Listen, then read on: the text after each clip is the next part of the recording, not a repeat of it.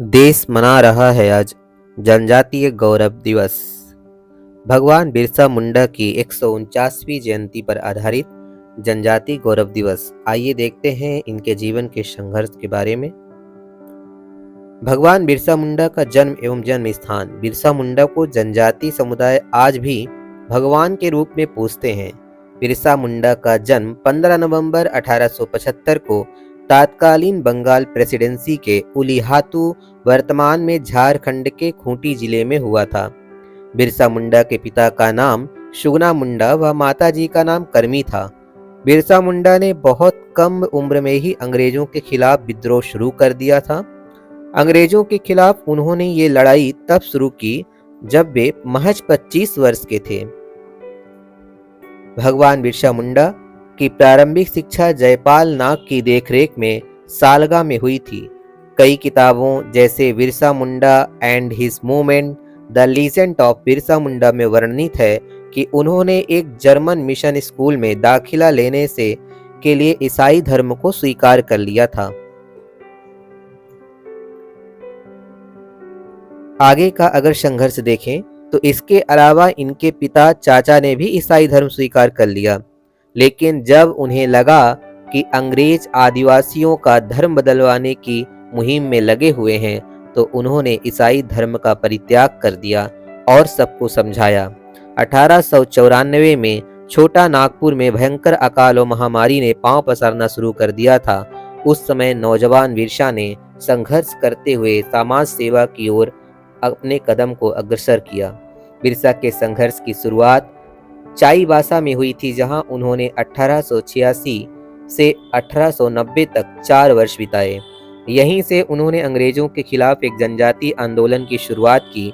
इस दौरान बिरसा मुंडा ने एक नारा दिया, आबूया राज एते जाना, महारानी राज टूडू जाना, अर्थात अब मुंडा राज शुरू हो गया है और महारानी का राज खत्म हो गया है। महारानी से यहाँ पर तात्पर्य ब्रिटिश शासिका से था। अंग्रेजों के खिलाफ संघर्ष में लोगों को एकजुट करते हुए बिरसा मुंडा ने अपने लोगों को आदेश दिया कि वो ब्रिटिश सरकार को किसी भी तरह का कोई कर न दें। 19वीं सदी के अंत में अंग्रेजों की भूमि नीति से परंपरागत आदिवासी भूमि व्यवस्था को छिन्न भिन्न कर दिया गया था। साहूकारों ने उनकी जमीन पर कब्जा करना शुरू कर दिया था, उन्हें प्रताड़ित करना शुरू कर दिया था, उन्हें मारना और आर्थिक तौर पर परेशान करना शुरू कर दिया था। जनजाति समुदाय को जंगल के संसाधनों का इस्तेमाल करने से रोक दिया गया था। मुंडा लोगों ने एक आंदोलन की शुरुआत की थी जिसे उन्होंने उल गुलान का नाम दिया था। उन्होंने पुलिस स्टेशनों और जमींदारों की संपत्ति पर हमला करना शुरू कर दिया था। कई जगहों पर ब्रिटिश झंडे, यूनियन जैक को उतार कर उसकी जगह सफेद झंडा लगाया जाने लगा, जो कि मुंडा राज का प्रतीक था। और यहीं से शुरुआत होती है नए संघर्ष की। के.एस. सिंह अपनी किताब Birsa Munda and his movement में लिखते हैं, बिरसा अपने में भाषण में कहते थे, डरो मत, मेरा साम्राज्य शुरू हो चुका है, ब्रिटिश सरकार का राज समाप्त हो चुका है, उनकी बंदूकें लकड़ी में बदल जाएंगी। जो लोग मेरे राज को नुकसान पहुंचाना चाहते हैं उन्हें रास्ते से हटा दो। एकजुट रहो और एकजुट होकर के संघर्ष के लिए प्रयत्नशील रहो। यह धरती हमारी माँ है और हम इसके लिए संघर्ष करते रहेंगे।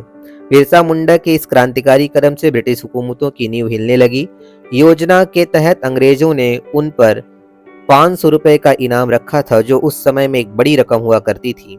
बिरसा मुंडा के कुछ अपने ही लोगों ने पुलिस को जानकारी दे दी, लिहाजा पुलिस ने बिरसा मुंडा को पहली बार 24 अगस्त 1895 को गिरफ्तार किया।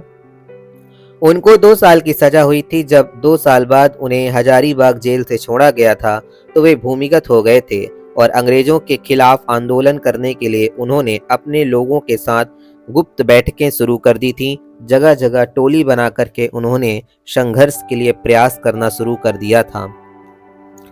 1897 से 1900 के बीच मुंडा समाज और अंग्रेजी सिपाहियों के बीच लगातार युद्ध होते रहे। छोटे बड़े अनेक युद्ध हुए। अगस्त 1857 में बिरसा और उनके 400 सिपाहियों ने तीर कमानों से लैस होकर खूंटी थाना पर धावा बोला था। वर्ष 1898 में तांगा नदी के किनारे मुंडाओं और अंग्रेजों के बीच युद्ध हुआ। इस युद्ध में अंग्रेजों को हार का सामना करना पड़ा, लेकिन बाद में उस इलाके के बहुत से जो नौजवान थे वो भी इसमें घायल हो गए थे। जनवरी 1900 डोम्बाड़ी पहाड़ी पर बिरसा मुंडा एक जनसभा को संबोधित कर रहे थे। इसी दौरान अंग्रेजी सैनिकों ने हमला कर दिया। इस संघर्ष में काफी संख्या में महिलाएं और बच्चे मारे गए। बिरसा मुंडा के कई शिष्यों की गिरफ्तारियां भी हुईं। 3 मार्च 1990 को अंग्रेजी सेना ने चक्रबुरधर से बिरसा मुंडा को गिरफ्तार कर लिया था। चक्रबुरधर की गिरफ्तारी के बाद इसके बाद उन्हें चाईबासा न ले जाकर सीधे रांची जेल ले जाया गया। रांची जेल में उन्हें अनेक तरह की प्रताड़ना दी गई। उन्हें काली कोठरी में बंद कर दिया गया। मात्र 1 सप्ताह में एक बार उन्हें धूप दिखाने के लिए बाहर निकाला जाता था और उन्हें कैमरे में बंद कर दिया जाता था। बिरसा मुंडा पर लूट, दंगा, अपराध जैसे अनेक आपराधिक मामलों को दर्ज किया गया। एक दिन बिरसा जब सोकर उठे तो उन्हें तेज बुखार और पूरे शरीर में भयानक दर्द था। उनका गला भी इतना खराब हो चुका था कि उनके लिए एक घूंट पानी पीना भी असंभव हो गया। उस दिनों में उन्हें खून की उल्टियां शुरू हो गई। 9 जून 1900 को बिरसा ने सुबह 9 बजे दम तोड़ दिया। उनकी मौत के 8 साल बाद अंग्रेज सरकार ने छोटा नागपुर टेनेंसी एक्ट पारित किया, जिसमें प्रावधान था कि आदिवासियों की भूमि को गैर आदिवासी नहीं खरीद सकते। आज भी इस जनजाति गौरव दिवस पर हम उन्हें याद कर रहे हैं, उन्हें नमन कर रहे हैं। वर्ष 2021 में केंद्र सरकार ने भगवान बिरसा मुंडा की जयंती 15 नवंबर को राष्ट्रीय जनजातीय गौरव दिवस के रूप में मनाने के लिए घोषित किया था। इसका उद्देश्य भगवान बिरसा मुंडा और अन्य जनजाति स्वतंत्रता सेनानियों के योगदान का सम्मान करना है।